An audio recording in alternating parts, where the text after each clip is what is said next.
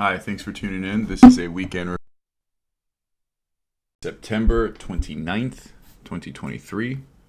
Q3 is in the books. We've got some quarterly charts to look at. We've got some intermarket analysis to review. We've got a couple trade setups that I'll share with you. First, we're looking at quarterly chart here of the S&P 500. Price remained above all moving averages. The trend is your friend until the end. At this point, it's hard to be bearish. She broke the previous quarter's high and stayed inside. Now, what I will point out is since breaking the quarterly high pattern that was done back here in Q1 of 2022, she pulled all the way back to the 20 and pulled right back up. If she loses this quarterly high pattern again, the setup now becomes, is this a lower high? Okay, was this the high? Was this the high or low? Is this the lower high? And are we going all the way back down here to set a lower low? Are we doing a triangle, something like this, and go nowhere for the next, 3-4 years? 3-4 quarters for sure.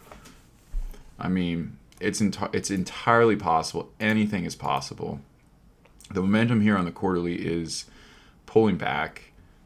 Every time you get this bear cross on the momentum, you tend to have some problems unless you can get a bull cross again right away, which we don't really have yet. Zooming into the monthly, you do have buy the dip.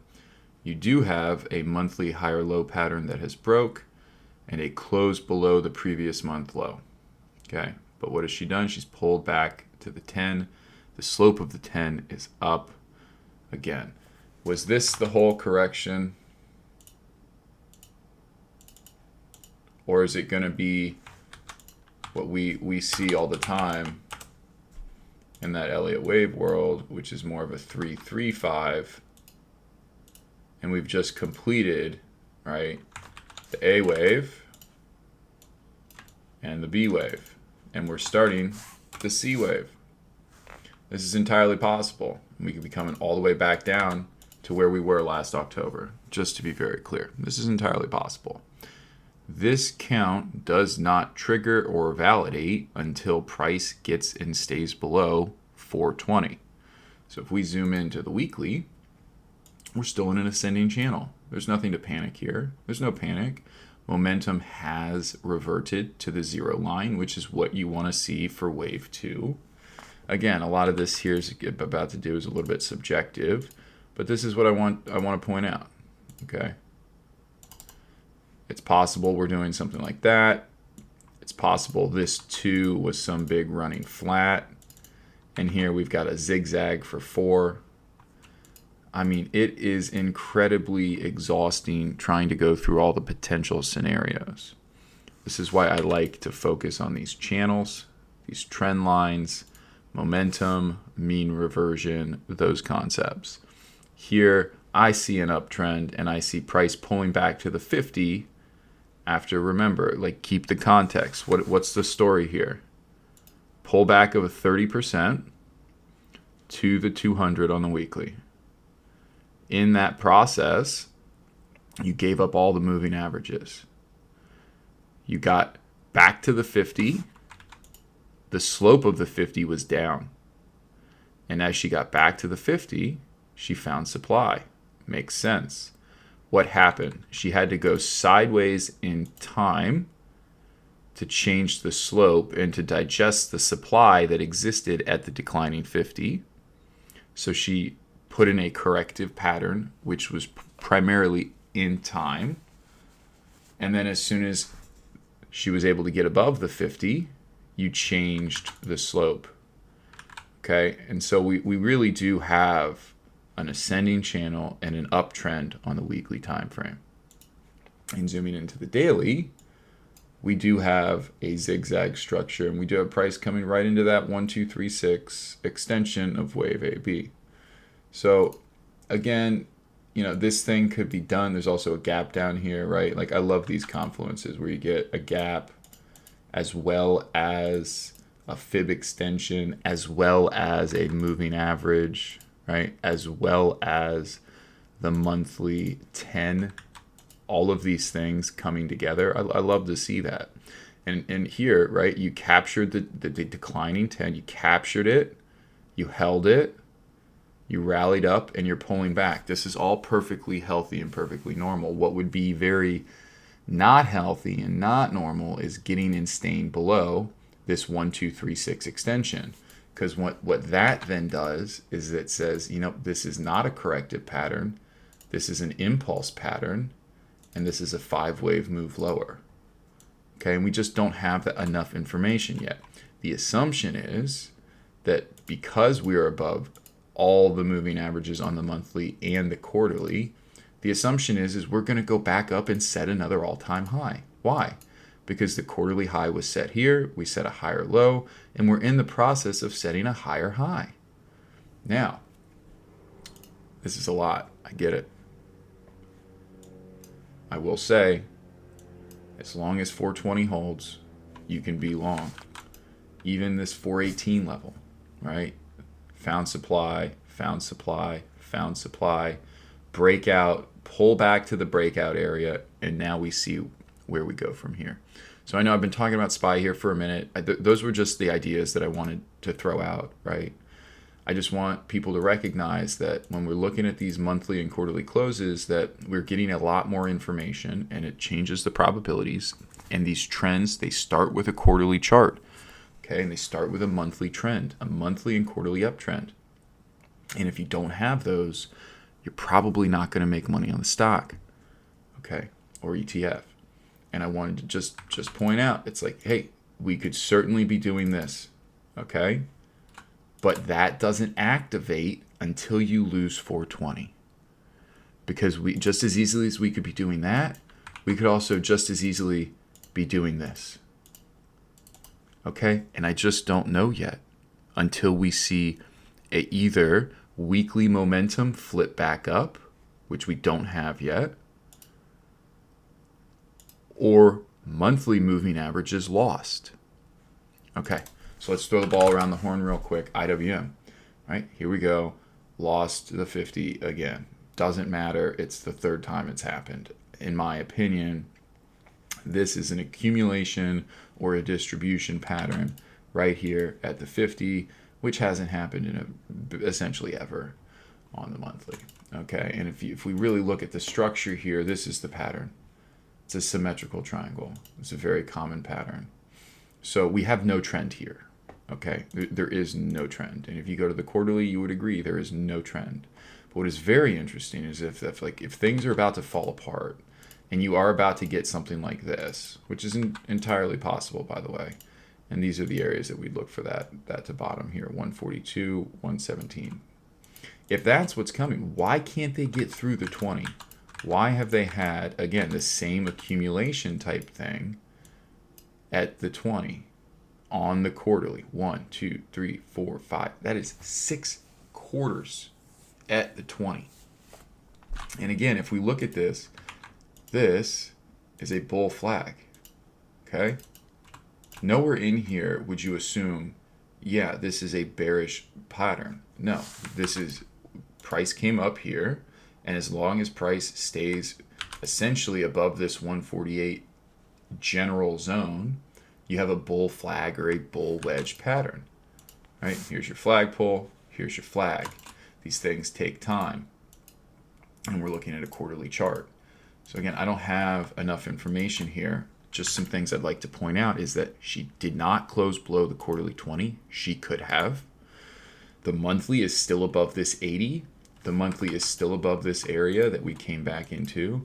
Weekly structure is very, very clear. I mean, you take everything off the chart. This is a triangle, and wave D just completed. We're looking for wave E. So I'm expecting here small caps to outperform large caps while wave E of this triangle is going on. And it's also possible, and I know this is a bit more strange and subjective, that this is just some big 1, 2, and that we're going higher, or that this is just some big AB and we're going higher. So we don't know yet, but subjectively this looks like a triangle. Objectively, there is no trend. So this is range trading only. And if we zoom into the daily, this is a big, big falling wedge. Okay, and momentum is exactly where you want momentum to be if we were to buy. Okay, you know, I like to put these lines up here on the charts all the time, right? Sell when momentum gets up here.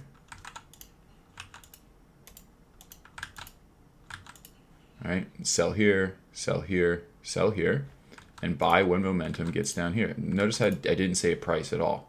I'm telling you when in time that you should be looking to buy based on momentum. Okay? So this is just, again, another buy setup in IWM. If we throw the ball around to QQQ has lost her ascending channel.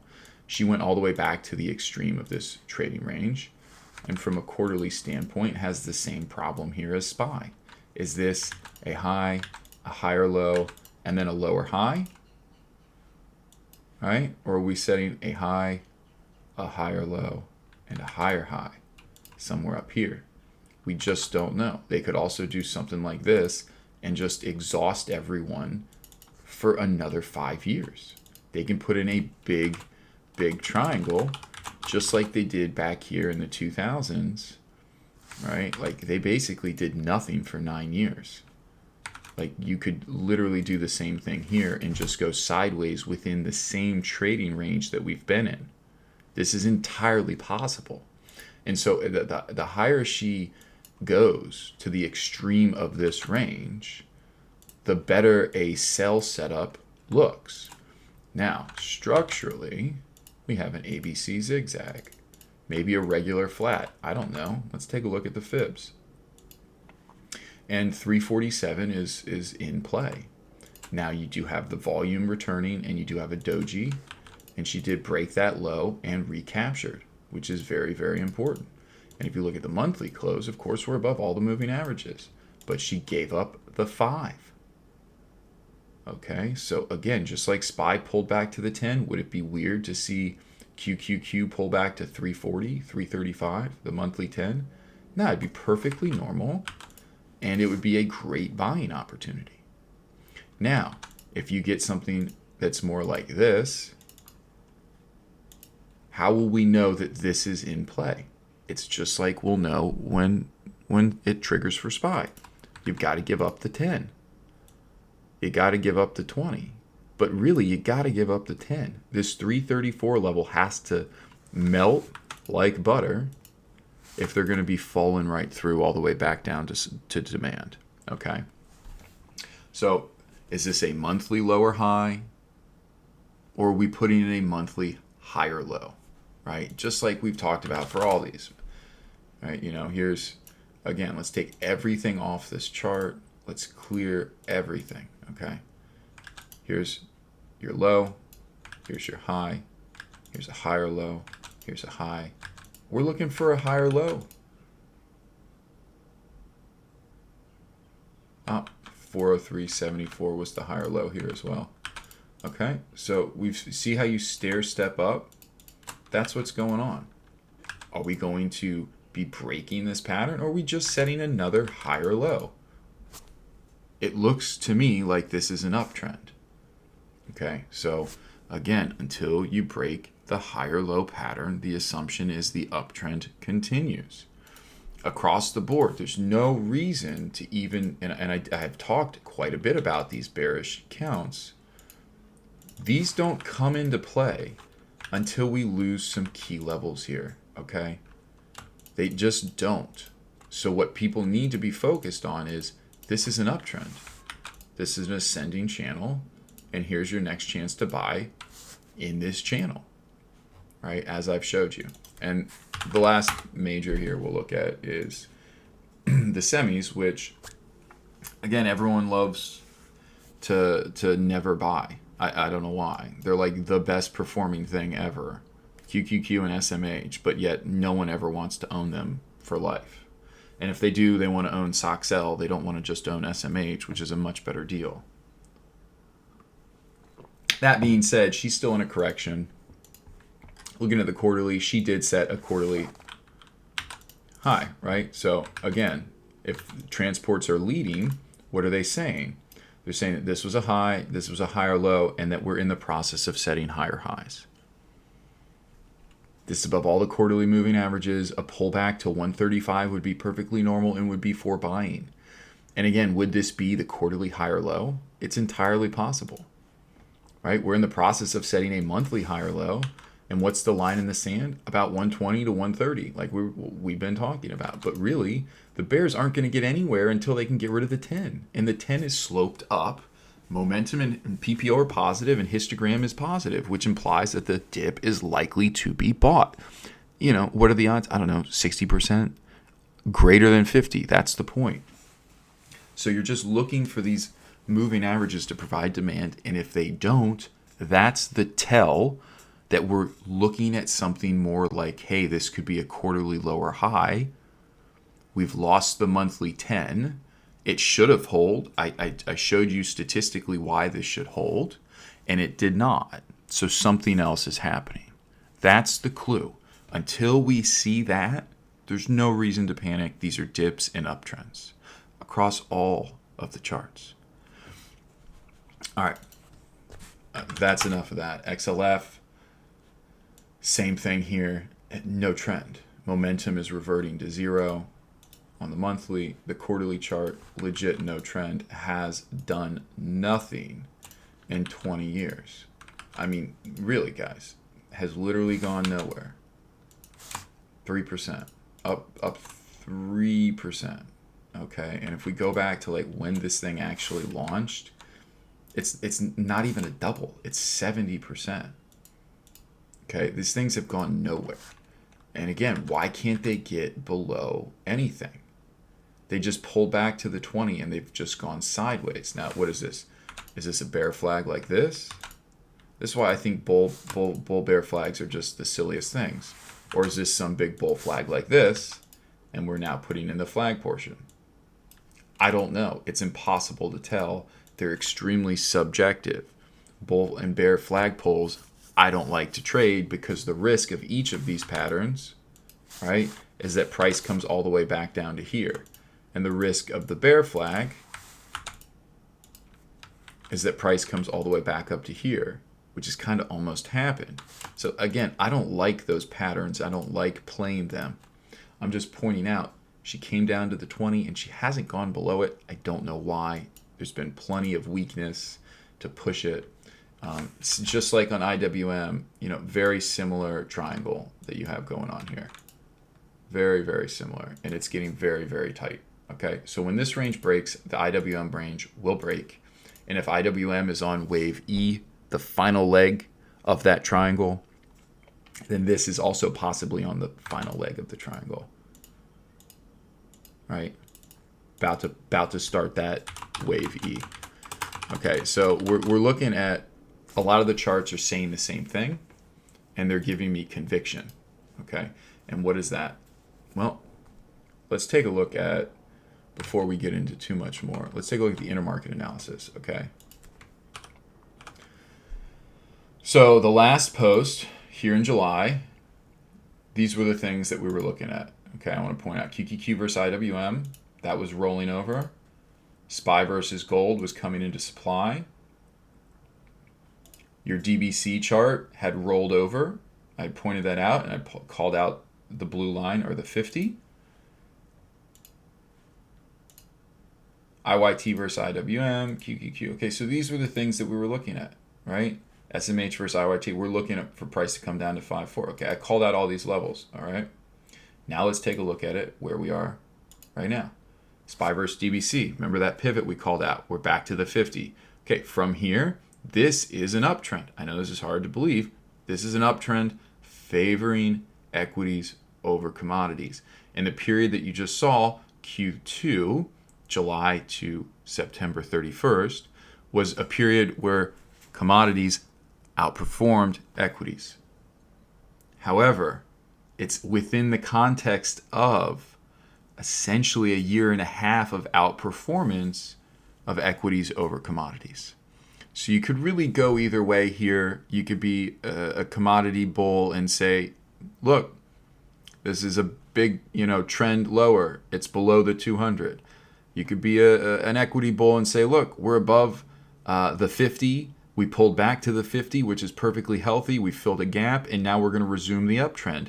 And the slope of the 200 is up. So why would anyone assume that this is a downtrend? It's entirely subjective.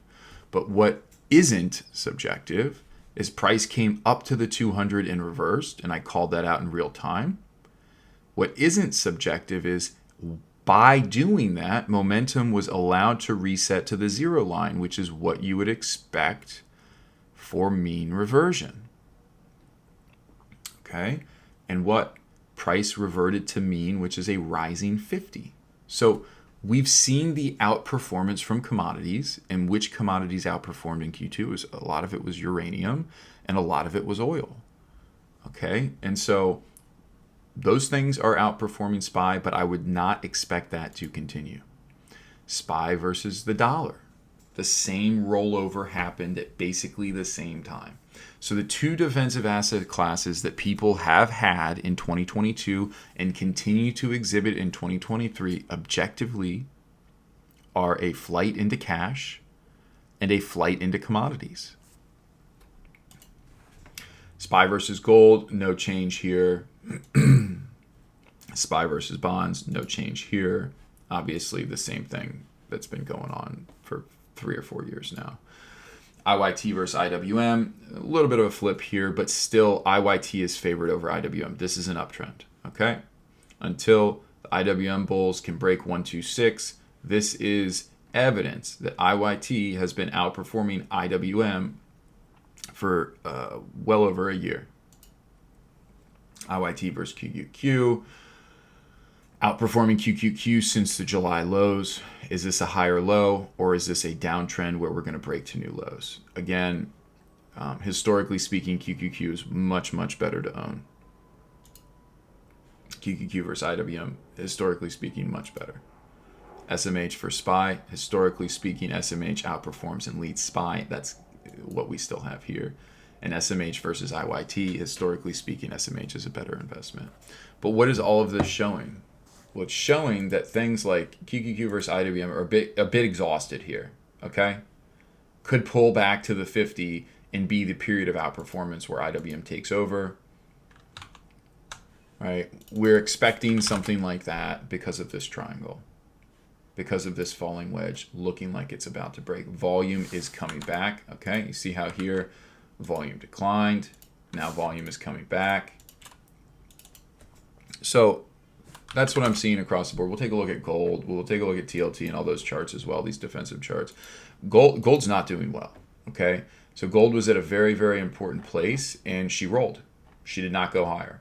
She could have done either, right? Came right into this 50, and momentum had reset to zero, which is, again, what you want to see. But when she got here, what happened? She said she went to that gap twice. She came in, rallied, came in, rallied. For the third time, there's no demand left. Okay, so the initial bull setup would have been, hey, we did a nice little move here. We're retracing that move here, right into the gap, right into the 50% retrace, and then boom, we're going to do one of those again. That's not what happened, right? What's happened is this is some big corrective pattern, is what it seems like. But really, it's a series of lower highs and lower lows. If we look at gold on the quarterly, I agree. All right, high here in 2020, lower high, lower high. Okay, lower high, lower low. Right into the 20 though, which is what you want to see. So again, this thing could pull all the way back to 160 and be perfectly healthy. But really, this is the $1 million question. Is this what gold's about to do? Is gold going back to 100 by the end of the decade? It certainly might be. And what would propel that? Something like gold blasting off. So, I don't know. We'll see. Until gold can get above 30, or UUP can get above 30.58, gold is likely going to be just fine in that range.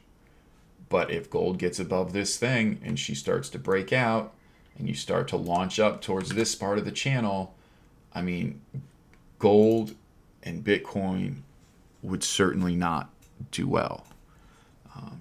And so if we keep throwing the ball around the horn, right, obviously TLT is just falling apart because rates continue to go higher. I mean, this is a quarterly chart on rates. This is 1982, okay? That's 1982. Up here at 15, we're here at 5. And if we really look at the retrace, 8. Should come all the way up to 8. So, yeah.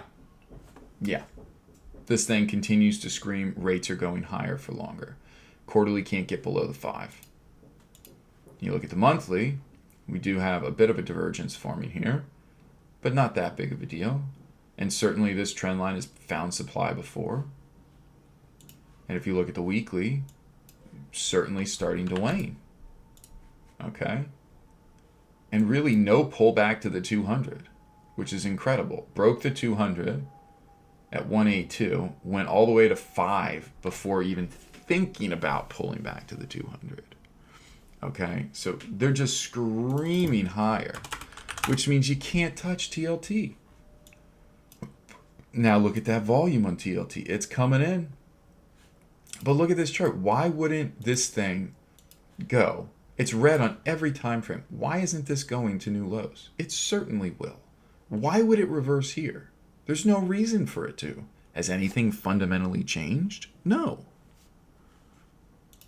So it's an avoid. You know? And you look at this, we've covered gold. Not good. So what are our flight to safeties? UUP and DBC. That's it. Now, if we throw the ball around the horn and look at the names that have performed extremely well, like NVIDIA, that's a quarterly doji. I mean, NVIDIA just rallied 370% in 3 straight quarters. Now, she could keep going. I mean, look at what happened here. Of course she can keep going. What should we be waiting for? A close below the yellow line before we sell anything. That's it. What do we have on the weekly?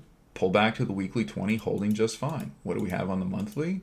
So momentum's rolled on the weekly, but on the monthly, momentum is not rolled. And she's at the top of the line and still above monthly 5. No reason to panic. All right? All these names in SMH are doing great. I mean, another name that I like quite a bit, DraftKings. Still holding monthly 5. Like, this is a trend that you can participate in. OII, holding monthly 5. This is a trend that you can participate in. It starts with a quarterly uptrend, a monthly uptrend. Look at this. What? I mean, this is something everyone can participate in. Held the higher low. Pulling back on the daily. Again, could be coming back to put in something like this. Watch.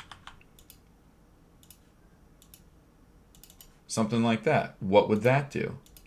Let's go back to the quarterly, right? It's all connected. That'd get us back to 19 bucks. Well, why do we need to come back to 19, 20 bucks?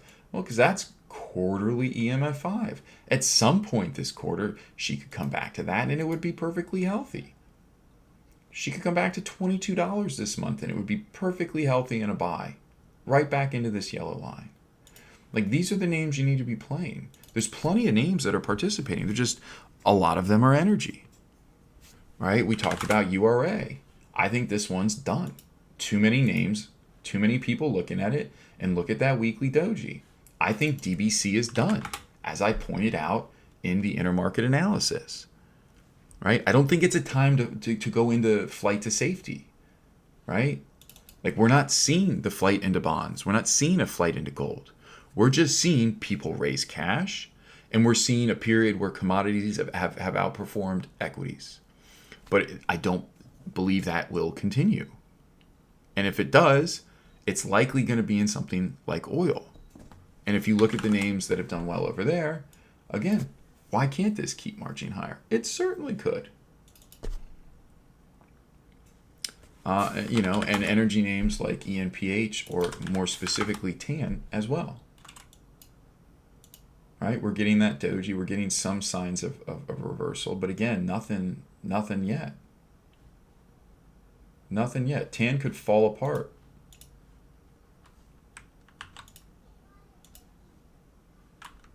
So, I mean, there's some ideas here, and I mean, another one I really like is Crocs. I love this look here on the monthly. It's like, okay, well, the 50 held before, right?